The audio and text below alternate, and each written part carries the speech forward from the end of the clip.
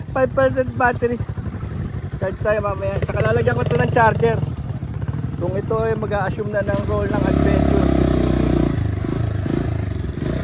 At least katiwa-tiwala na si CB110 kasi nakarating dito. Oh, walang aberya si CB110 ngayon. Kakaiba. Akala ko pa-retire na siya. 15-year-old CB110 still kicking. Engine not open. I'm proud to say engine not open kasi talagang factory setting pa ito. 10 years. Look oh. Doon dapat ang punta namin oh. Supposed to be a white sand pero hindi ko naman nakikita, parang beige siya. Ha? Hindi nga. Oh no.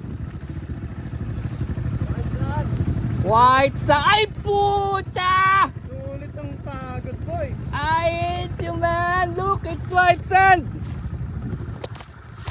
No joke, no kidding, white sand.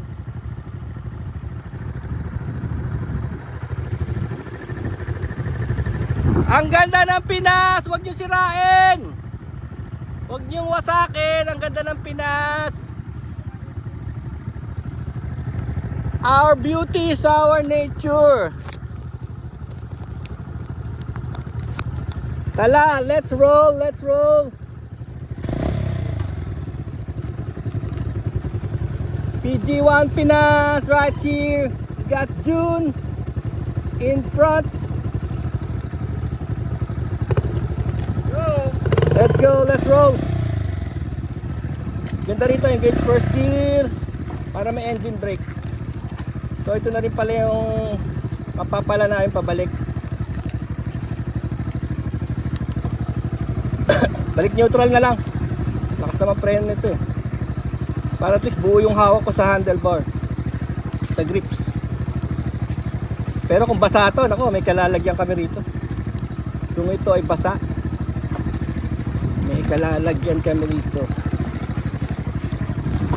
Ngayon naintindihan ko na kung bakit may nagsasabing hindi talaga ubra kahit na anong bike dito sa pagtawid sa Dinggalan. Naintindihan ko na. Hindi talaga. Now I understand. No need explanation.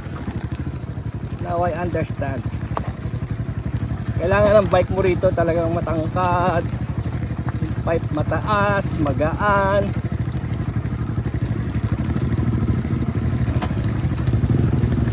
Wrong turn, wrong road.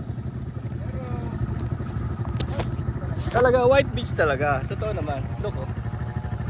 At may nagtotroso. Don't destroy the Philippines! Ito, sir. Bagong ginagawa ko na. Dinggalan to, no? Dinggalan. Papuntang Dinggalan. So hindi talaga pwedeng ordinaryong motor, no? Kailangan talaga specialized motor sa pang ano, off-road. Kasi tignan nyo. Tignan nyo, dadaanan nyo. Putik bato. Oh.